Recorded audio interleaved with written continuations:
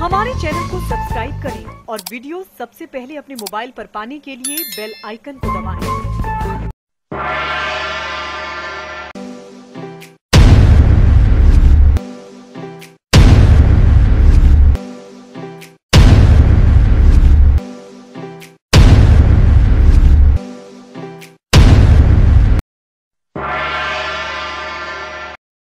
नमस्कार, मैं हूं अनिल वर्मा। सेक्टर रात के 10 बजे हैं और ये समय है बिग बुलेटिन का।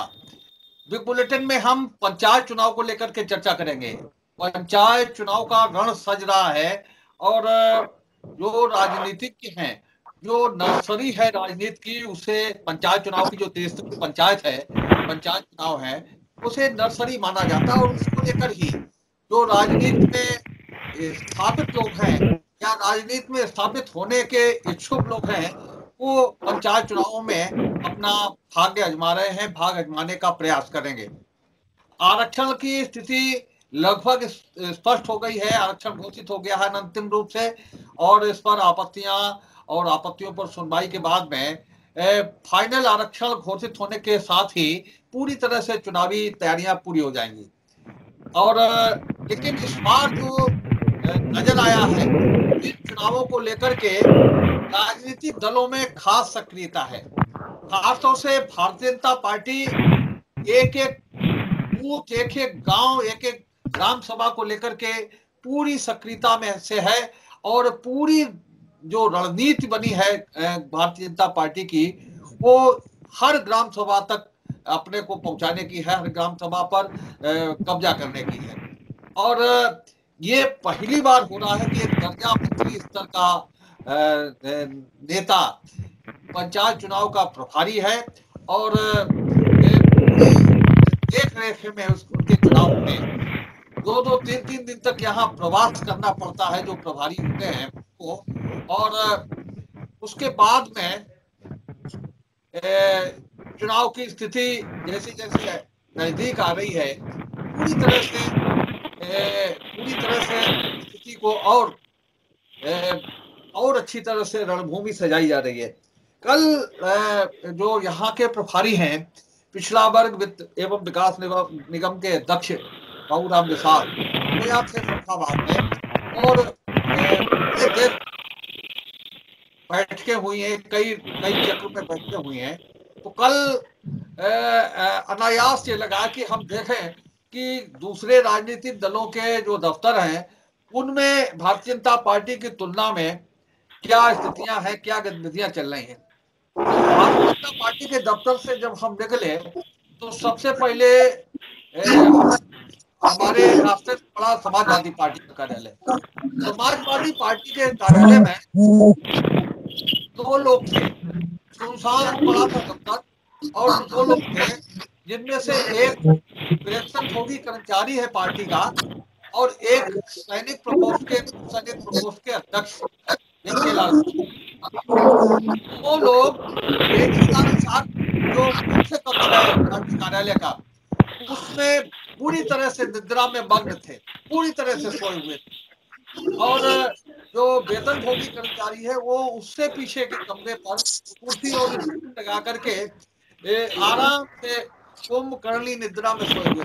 ये समाजवादी पार्टी का कार्यालय था। जब भारतीय जनता पार्टी के कार्यालय पर, जो वहां से कुछ ही मीटर की दूरी पर है, वहां पर दावेदारों की भीड़ थी। दावेदार मिलना चाहते थे और जब तक प्रभारी मिले नहीं तब तक दावेदारों ने इंतजार किया। तमाम तरह से लोग अपनी जुगाड़ लगाने के लिए भीड़ में थे। तो ये स्थिति समाजवादी पार्टी के कार्यालय में थी। पूरी तरह से सुनसान पड़ा था कार्यालय, और कार्यालय में जो 2 लोग दोनों पूरी तरह से सोए हुए थे, कुंभकर्णी निद्रा में सोए हुए थे। एक पार्टी के पदाधिकारी हैं और एक वेतनभोगी कर्मचारी है। दोनों को लगता था कि सोने के लिए सबसे ज्यादा सुलभ और सुरक्षित स्थान पार्टी का कार्यालय, इसलिए पार्टी की कुर्सी पर बैठ करके सोया जाए। इससे ज्यादा और अच्छा काम पंचायत चुनाव से पहले हो क्या सकता है, क्योंकि पार्टी में कोई काम नहीं है। जो स्थिति पार्टी के कार्यालय की लग रही है, उससे लग रहा है कि कार्यालय में फिलहाल कोई काम नहीं है। ना तो बैठकें हो रही हैं, ना भी आवेदन मांगे जा रहे हैं, और ना किसी तरह के नेताओं के दौरे हो रहे हैं। इसके बाद हम कांग्रेस कार्यालय पहुंचे। कांग्रेस कार्यालय पे फाटक बंद था और कोई आसपास कार्यालय के खुलने के बारे में जानकारी नहीं दे सका। ये बताया गया कि कई दिन से दफ्तर नहीं खुला है। लेकिन जब तक हम वापस आ रहे थे अपने दफ्तर, तब तक सूचना ये आई कि कांग्रेस चुनाव को लेकर के कल यानी आज बैठक करने वाली है। आज कांग्रेस की बैठक हुई और कांग्रेस भी कहा जाए कि पूरी गंभीरता से लड़ रही है चुनावों को। प्रदेश के महामंत्री स्तर के पदाधिकारी इस चुनाव में पार्टी के संगठनात्मक प्रभारी हैं और उनकी देखरेख में चुनाव हुआ। दूसरी चीज यह है कि जो प्रत्याशी चयन का काम है वो भी प्रदेश स्तर से होना है। एक बड़ी उच्च स्तरीय समिति बनी है जो जिसकी देखरेख में प्रत्याशी चयन होंगे, उम्मीदवारों की सूची जारी होगी। हालांकि अभी जो स्थिति आज दफ्तर में दिखी कांग्रेस के दफ्तर में, वहां दावेदारों की संख्या, दावेदारों की पहुंच अभी कम है और कांग्रेस लग रहा है कि अभी दूसरे दलों से आने वाले नेताओं के आने की प्रतीक्षा में है। क्योंकि हमारी बात हुई है प्रदेश के महामंत्री से, जो प्रभारी हैं यहाँ के, उन्होंने दल बदलुओं को टिकट देने से इनकार नहीं किया और पता भी नहीं है कि आखिर में ताऊ शर्त रह जाती है पूरी तरह से और जीतने वाले किसी भी व्यक्ति को टिकट देने की स्थिति बनती है। तो ये स्थितियां हैं। भारतीय जनता पार्टी में कई तरह के कार्यक्रम तय हुए हैं। 5 मार्च से लेकर के 10 मार्च तक ग्राम पंचायतों में जो पार्टी के वरिष्ठ नेता हैं वो पहुंचेंगे और संपर्क चलाएंगे। 10 से 18 तारीख तक, 10 मार्च से लेकर के 18 मार्च तक ग्राम चौपालों का कार्यक्रम तय किया गया है, जिनमें पार्टी के वरिष्ठ नेता पहुंचेंगे। तो जो जो जो अलग अलग जिला पंचायत सीटें हैं उनके संयोजक पहले से ही तय थे और अब संयोजक के साथ साथ प्रभारी भी बना दिए गए। इस तरह से एक एक सीट पर दो वरिष्ठ नेताओं का पूरी तरीके से वो सारी रखेंगे। दो वरिष्ठ नेता और वरिष्ठ नेताओं का जो स्तर है वो भी वरिष्ठ काफी जो लोग जिला स्तर की कमेटी में पदाधिकारी रहे हैं या नगर स्तर की कमेटी में पदाधिकारी रहे हैं, प्रकोष्ठों में पदाधिकारी रहे हैं या हैं, ऐसे लोगों को सीटों का जिन्हें वार्ड भी कहा जाता है उनके प्रभारी बनाए गए। तो ये सारी स्थिति है, जो तुलनात्मक स्थिति है वो भी हमने आपको बताई। हमने तीनों दफ्तरों का कल दौरा किया और तीनों दफ्तरों की जो स्थिति थी वो हमने देखी। आज कांग्रेस की बैठक हुई, लेकिन कांग्रेस की बैठक जो स्थितियां हैं थी। भारतीय जनता पार्टी सरकार में है, भारतीय जनता पार्टी की बैठक हर कोई भारतीय जनता पार्टी की टिकट लेना चाहता है, समर्थन प्राप्त करना चाहता है, भाजपा की उम्मीदवारों की सूची में शामिल होना चाहता है। ये स्थिति पूरी तरह से बनी हुई है और यही स्थिति जो सोशल मीडिया है, फेसबुक पर भी आज हम देख रहे थे, आरक्षण घोषित होने के बाद की स्थिति बहुत स्पष्ट हो गई है। उन्होंने पूरी तरह से सोशल मीडिया पर प्रचार भी शुरू कर दिया है। तो जो सबसे ज्यादा पोस्ट है वो भारतीय जनता पार्टी की है। भारतीय जनता पार्टी पूरी तरह से लग रहा है कि अपने को बदल चुकी है और पूरी तरह से चुनाव के रंग में रंगती जा रही है, रंगती जा रही है। तो ये स्थिति बनी हुई है और अब पूरी तरह से बच चुकी है, रणनीति बन चुकी है। विकास पांडे जी, क्या क्या तैयारियां हैं भारतीय जनता पार्टी में पंचायत चुनाव की और कैसे इन 592 ग्राम पंचायत के फरखाबाद की उन पर किस तरह से कब्जा करने की तैयारी है? क्या तैयारियां हैं? किस तरह से जो दूसरी पार्टियां हैं उनको आप प्रचार में तैयारी में पीछे छोड़ना चाहते हैं? भाई साहब बहुत बहुत धन्यवाद आपका। मेरी आवाज आ रही है? हाँ बोलिए। भाई साहब बहुत बहुत धन्यवाद भाई साहब। असल में घर से कर रहा हूँ तो थोड़ा नेटवर्क का इशू रह सकता है। भाई साहब बहुत बहुत धन्यवाद आपका। निश्चित तौर पर ये कहते नहीं है, लोकतंत्र का प्रथम मंदिर अगर कहा जाए तो वो है ग्राम पंचायत। पंचायत स्तर का चुनाव जब होता है तो कहते हैं कि प्रथम पूज्य गणेश गणेश जी की पूजा के समान हम इसे मानते हैं जब पंचायत का कोई चुनाव होता है। लोकतंत्र के लिए ये इस तरह का उसका वो एक माहौल होता है। दूसरा, भारतीय जनता पार्टी के आपने जैसा बताया कि भारतीय जनता पार्टी वार्ड स्तर पर बैठकें करेगी और एक एक कार्यकर्ता की ड्यूटी लगाई गई है, उन्हें इतनी पार्टी उतर रही है।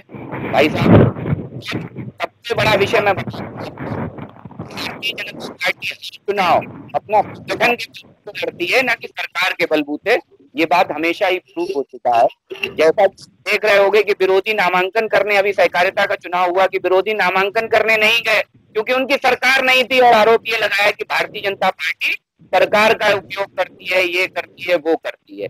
जब नहीं है, बैलेट का चुनाव होने जा रहा है, कम से कम गरिमा का ईवीएम को दोष देना ऐसा चुनाव है जहाँ कम से कम ईवीएम बेचारी आएगी और दूसरा आरोप विरोधियों के दूसरा आरोप करते, ये बिल्कुल तय हो चुका है। और जैसा कि भारतीय जनता पार्टी की बात है, मैं आपको बता दूं 75 के 75 जिला पंचायत अध्यक्ष बनने जा रहे हैं।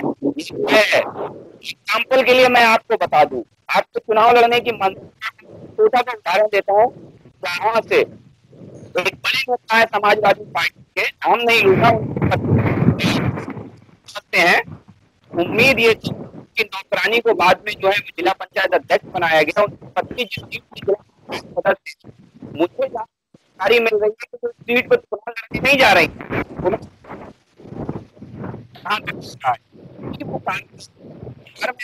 चुनाव लड़ते हैं, इनके पास ये सरकार के भरोसे चुनाव लड़ना चाहते हैं। हम पहले भी चुनाव लड़ते तो हर बैठक में आप तो हमारे संगठन इतनी कार्य योजना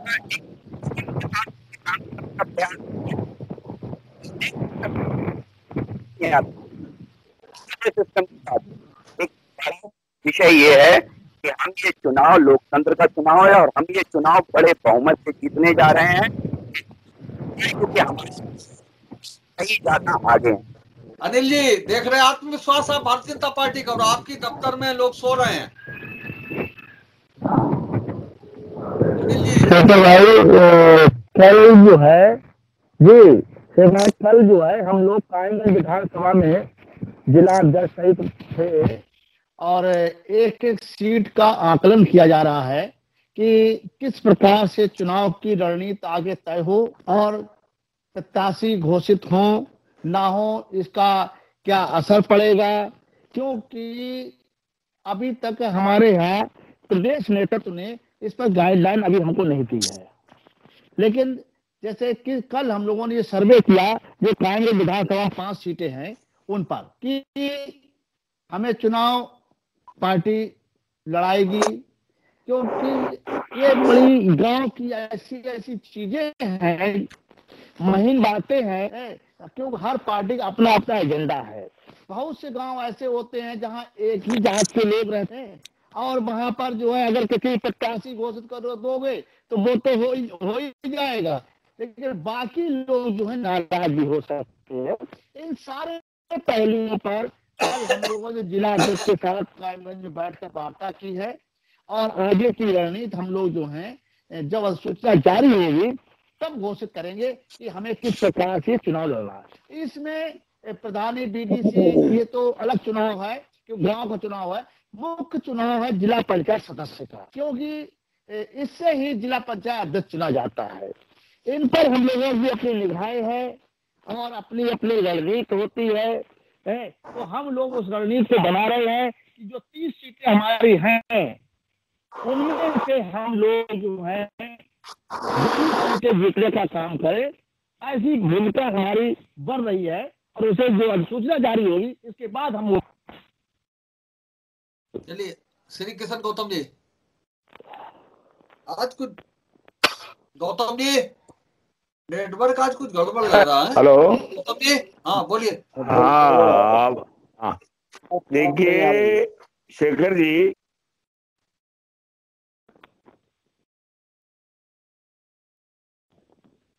आबादी चली गई।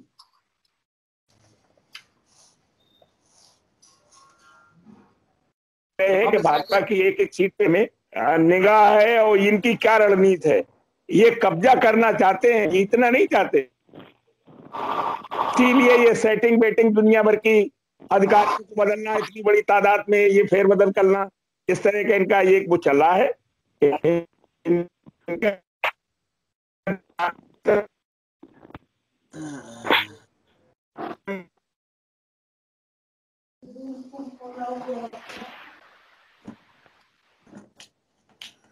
उतना काम नहीं है, और जब इनकी पॉलिसी खुलेगी तो हमारी भी उसी समय जो है सूची जारी होगी। हम भी ये देख रहे हैं कि कौन जात की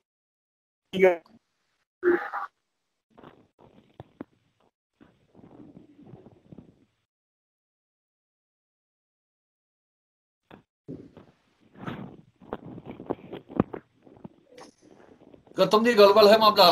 मिश्रा जी बोलिए, आप बोलिए। मिश्रा जी, क्या तैयारियां हैं कांग्रेस में चुनाव की? अब इनकी हाँ तो कोई हमें तो नहीं है, ये बहुत पीछे रहेंगे, ये ओवर कॉन्फिडेंस में। और जो ईवीएम की बात है, ईवीएम का जवाब अब इसी बैलेट पेपर से दिया जाएगा कि देखो क्या होता है, तुम बेईमानी करते हो कोई किस तरह से क्या होता है, इससे दिया जाएगा। ये तैयारी चल रही। हाँ मिश्रा जी बोलिए। मिश्रा जी, विवेक जी आवाज नहीं आ रही? आवाज आ रही भाई। हाँ जी बोलिए, क्या तैयारियां हैं कांग्रेस की?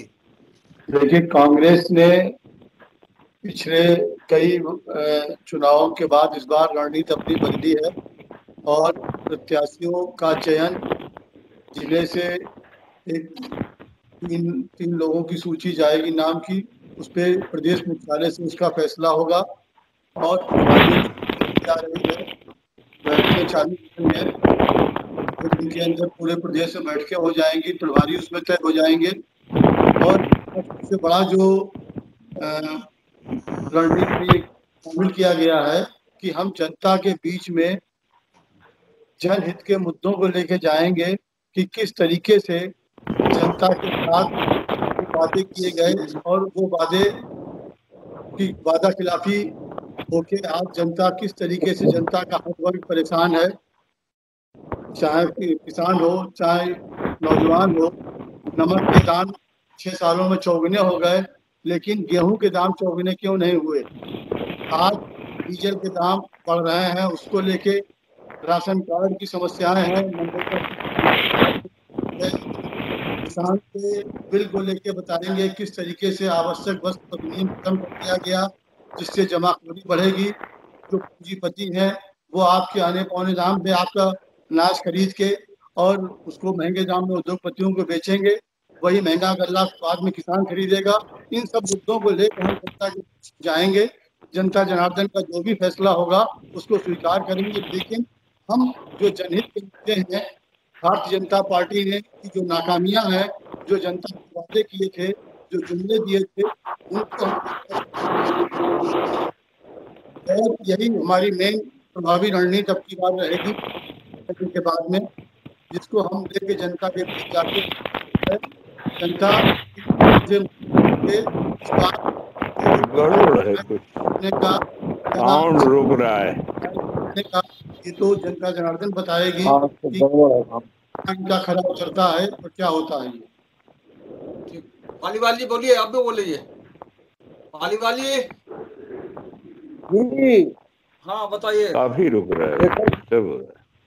कि आप तो कल कार्यालय में आए ही थे, भारतीय जनता पार्टी के कार्यालय में मैं भी था उस समय। मुझे भी वार्ड नंबर 3 का प्रभारी नियुक्त किया गया है। हम लोग भारतीय जनता पार्टी के कार्यकर्ता सजग हैं और बूथ स्तर तक जाकर पन्ना प्रमुख तक की नियुक्ति में लगे हुए हैं और उनके मोबाइल नंबर्स और सारी व्यवस्थाओं के साथ हम लोग टच में रहेंगे।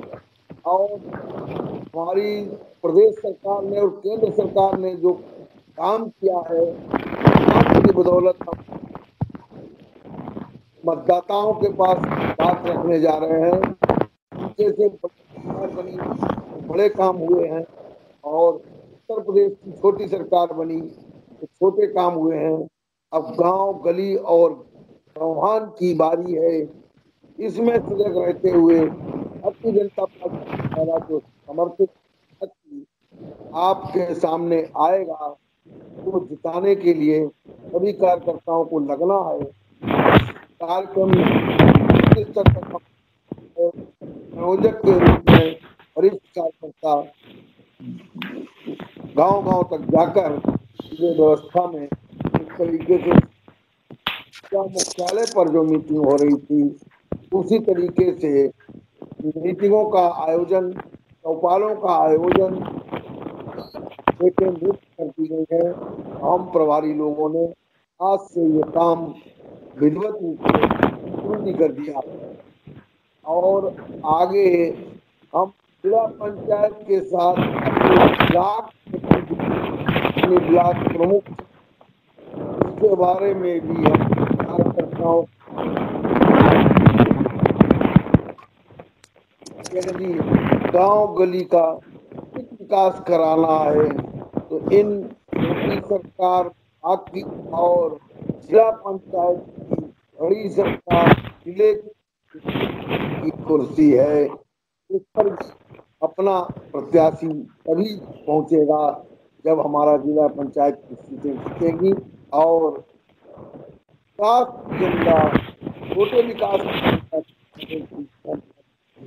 ब्लॉक में और जिला पंचायत राधेश्याम जी, आवाज आ रही क्या? हमने कहा जो आपको डिस्टर्ब है, जो विषय आपने रखा है, जो शुरुआत में आपने बोला था कि भारतीय जनता पार्टी कार्यालय में बड़ी भीड़ थी और समाजवादी पार्टी का कार्यालय सुनसान था। उन दोनों के मैं कारण बताता हूँ। भाजपा के कार्यालय में भीड़ इसलिए थी कि वो लोग इस बात पर मंथन कर रहे थे कि हर गांव में जगह जगह पर ये चर्चा है कि जो किसानों का ऐलान हुआ है कि भाजपा के नेताओं को, तो ये इस विमर्श आपस में कर रहे थे कि हम आखिर के जाएं जो गांव में एंट्री पा जाए।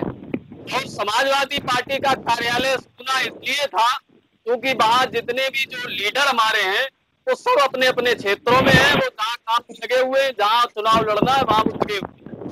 कार्यालय में बैठ के रणनीति बनाना या कार्यकर्ता जमीन पे जाएगा, कार्यकर्ता जमीन पे जाके क्या कार्यकर्ता ये समझाएगा कि 65 रुपए पेट्रोल होने में 65 साल लगे और फिर 65 रुपए से 90 रुपए पेट्रोल होने में सिर्फ 6 साल लगे?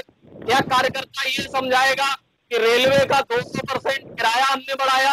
या कार्यकर्ता ये समझाएगा कि 430-12 सिलेंडर हमने 850 में किया?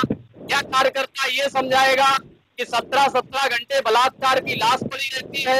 या कार्यकर्ता ये समझाएगा कि हमारे समय में रात में 2:30 बजे लाश जलवाई जाती है? या कार्यकर्ता ये समझाएगा कि विधायक के खिलाफ 1 वर्ष तक कार्रवाई नहीं होती है, कार्रवाई तो कार्यकर्ता समझाएंगे? इस बात पे इनके यहाँ मंथन चल रहा है। की तरफ निकल के आई है तो ये निकल के आई है कि हम संगठन से चुनाव लड़ते हैं, सरकार के बलबूते पे नहीं लड़ते।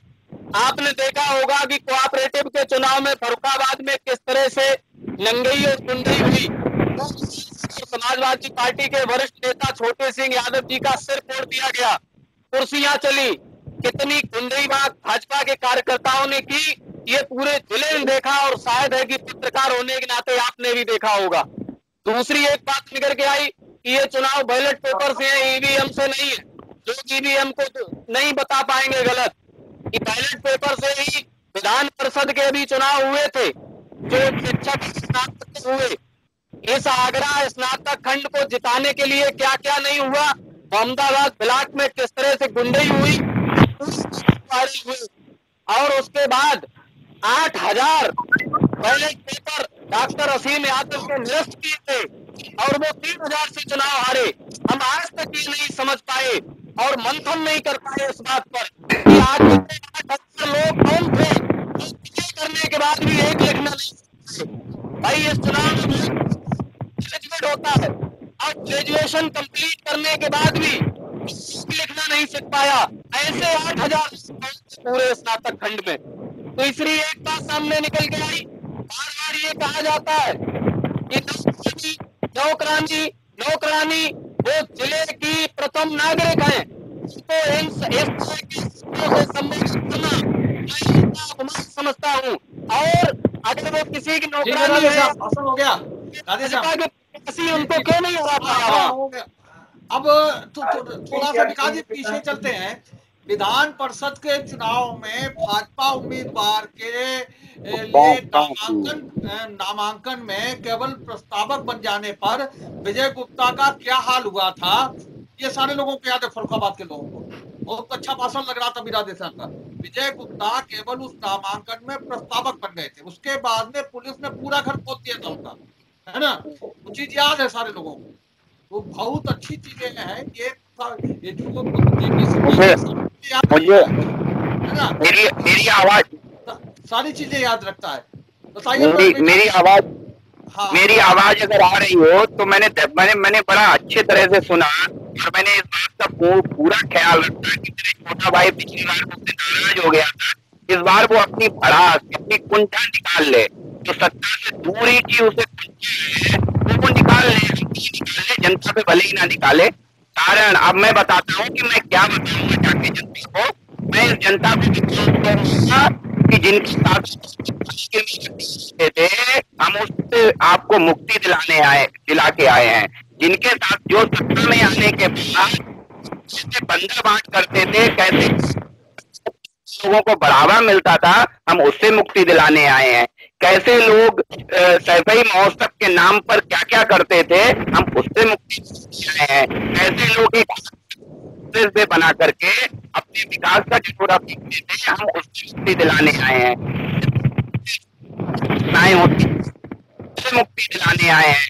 जिनके शासन में था, हम उससे मुक्ति दिलाने आए हैं। संत की संज्ञा देते हैं, संत के समान बहरूपियों से मुक्ति दिलाने के लिए प्रयास करिए कि जो बड़ी बड़ी बातें कर रहे हैं पर बैठ के, ये केवल सत्ता से दूर है। जाने के बाद ये फर्रुखाबाद की जनता भी बहुत अच्छे से जानती है कि सत्ता में आने के बाद क्या करते हो, क्या किया आपने फर्रुखाबाद के लिए, बता दीजिए। ये बताने का समाजवादी पार्टी मुझे ब्लॉक वाइज केवल ब्लॉक में ये काम किया गया समाजवादी पार्टी के द्वारा। समाजवादी पार्टी के व्यक्ति मुझे ये बताने का करेंगे नहीं, सत्ता में करते नहीं है, केवल अच्छी बातें करते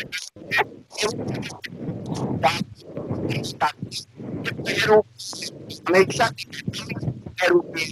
जिनसे की जनता को मुक्ति दिलाई है, और फर्रुखाबाद की जनता भी ऐसे बहरूपियों से मुक्ति। चलिए अनिल जी, विवेक जी, गौतम जी, बारी से। शेखर भाई, अभी जितने भी आरोप लगा रहे हैं, मैं पूछना चाहता हूँ विकास जी से, 5 साल में कोई पुल बनवाया, कोई सड़क बनवाई, कोई विकास की बात तो बता दो। भाषण देना तो अलग बात है, लेकिन स्थायी बात तो बताओ। अटेना कंपनी पर हमने बनाया, 2.5 घाट हमने बनाया, सड़क हमने बनाई। आपने 5 साल में एक योजना में पूछना चाहता हूँ, कोई 5 किलोमीटर लंबी सड़क का आप उदाहरण दे दें तो हम आपको मान लेंगे। एक आपने, आपके मुख्यमंत्री जी ने एक जो बन प्रोडक्ट और बन जो, उस पर तो कुछ काम नहीं हुआ है। कौन सा उद्योग आपने स्थापित कर दिया फर्रुखाबाद के अंदर? एक उद्योग लगा देते तो हम मान लेते। विकास की बात करो, ये फिजूल की बातों से और ये भाषण से कुछ नहीं होने वाला। जब तक धरती पर काम नहीं होगा, जनता को भेजोगे, तब तक कुछ होने वाला नहीं। चलिए अनिल जी, वो वो विवेक जी बोलिए, आप बोलिए। बाकी तो रणनीति पार्टी स्तर से हो रही है, तय हो रही है, सब बन रही है, लेकिन मेन हमारी रणनीति है वो जनता के बीच गांव में जाके उनको बताने की है कि भारतीय जनता पार्टी जो कहती है वो करती नहीं है। पंचायती राज अधिनियम में जो इसकी हम शुरुआत प्रधान स्तर से करेंगे। पंचायती राज अधिनियम में जो राजीव जी ने प्रावधान किए थे प्रधानों को, भाजपा ने उनको कटौती कर दी। राजीव गांधी जी का सपना था कि गांव की सरकार का फैसला गांव में हो, लेकिन भाजपा सरकार ने प्रधानों के अधिकारों में फिर कटौती कर दी और उनको फिर सरकारी अफसरान के अधीन कर दिया। अब वो गांव के हित के फैसले गांव में बैठ के नहीं ले सकते हैं, बल्कि वो अफसरान की रहमो करम पे हैं। दूसरी बात, हम गांव गांव जाके ये पूछेंगे कि कोरोना काल में आपके जब भाई बंधु बाहर नौकरी कर रहे थे, वो जब लौट के आए उनके लिए सरकार ने क्या किया? उनके लिए सरकार ने रास्ते में जिस तरीके से पैदल चल के लोग आए हैं, और उसके बाद संसद में जब पूछा गया प्रधानमंत्री जी से कि कोरोना काल में कितने प्रवासी मजदूरों की मौत हुई तो पैदल चल के आए, उनके पैरों में छाले पड़ गए, तो मालूम थी ये उनका उनका ये नजरिया है। 4 साल नमक के दाम क्या थे और 4 सालों में नमक के दाम बढ़ के क्या हो गए। लेकिन मतलब महंगाई का मुद्दा उठेगा चुनावों में, खेती की बिल्कुल उठेगा। तक में विवेक जी, मतलब ये है कि महंगाई का मुद्दा उठेगा चुनाव में। जब ये गाँव गाँव जाएंगे तो लोग उन्हें दौड़ाएंगे शेखर भाई। अब पूछेंगे पेट्रोल 100 रुपए, डीजल 100 रुपए, सब पता चलेगा। अभी गाँव तो जाएंगे, अभी तो मीटिंग कार्यालय पे कर रहे हैं, जनता बैठी इनका इंतजार कर रही है। गौतम जी, जो किसान आंदोलन चल रहा है, किसान आंदोलन का भी असर पड़ने वाला है चुनाव में। किसान होगा, किसान आंदोलन, किसान आंदोलन में का जो मेन के घर है उसका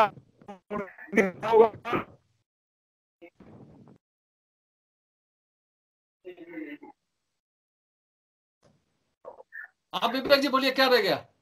किसान आंदोलन का सबसे जो हमने रणनीति बनाई है, सिर्फ 2 बातों को लेके बनाई है कि आज 4 महीने से किसान आंदोलन कर रहा है, 200 किसान से ज्यादा किसान मर चुके हैं, लेकिन हमारे माननीय प्रधान हमारे मुख्यमंत्री जी ने एक भी संवेदना के लिए उनके लिए नहीं कहा। आज किसान को किया जा रहा है, आवश्यक वस्तु अधिनियम पे हम मेन जोर देंगे कि उसको सरकार ने, मोदी जी ने है। अब किसके वोट जो है डब किए जाए, कैसे खराब किए जाए, अब कार्यों से कैसे सेट किया जाए, किसको प्रमाण पत्र दिलाया जाए, ये इस तरह से कब्जे करने की रणनीति है। और को लेकर भी हम जनता के इस चुनाव में जाएंगे और उम्मीद है जनता ये हकीकत को समझेगी और हमें पूरा समर्थन देगी। ठीक, हाँ राधे श्याम। किसान जो कानून पास किए गए हैं, किसानों से उनका इस चुनाव में क्या असर पड़ने वाला है? हाँ, हमले का असर तो हर चीज का पड़ेगा। किसान आंदोलन, गांव में किसान ही तो रहता है, 95% किसान रहता है गांव में, तो निश्चित तौर पर इस आंदोलन का असर पड़ेगा। और गांव में लोग जो चर्चा करते हैं, जो बातें करते हैं, वो भारतीय जनता पार्टी के खिलाफ बातें करते हैं। और निश्चित तौर पर कार्यालय मीटिंग कर लेना या किसी स्तर का कोई प्रभारी बना दो, राज्य मंत्री स्तर का बना दो, कैबिनेट मंत्री स्तर का बना दो, ये तो आप करके हैं लोग, चाहे किसी भी यहाँ लाके,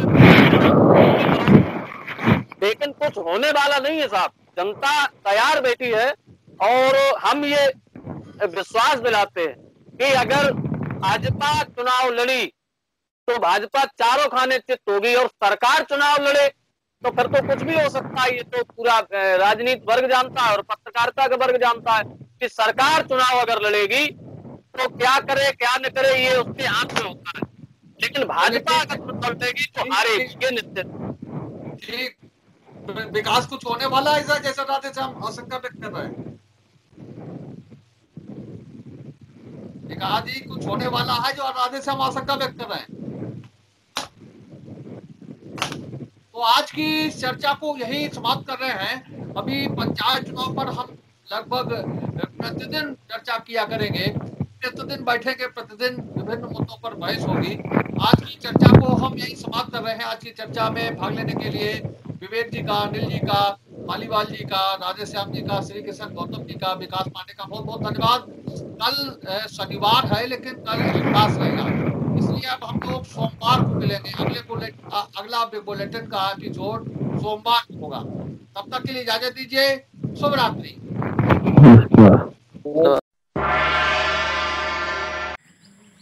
उम्मीद है आपको हमारा ये एपिसोड पसंद आया होगा। आप हमारे चैनल को सब्सक्राइब करिए, इस वीडियो को लाइक करिए और अपने दोस्तों के साथ शेयर करिए। यही निवेदन आपसे है।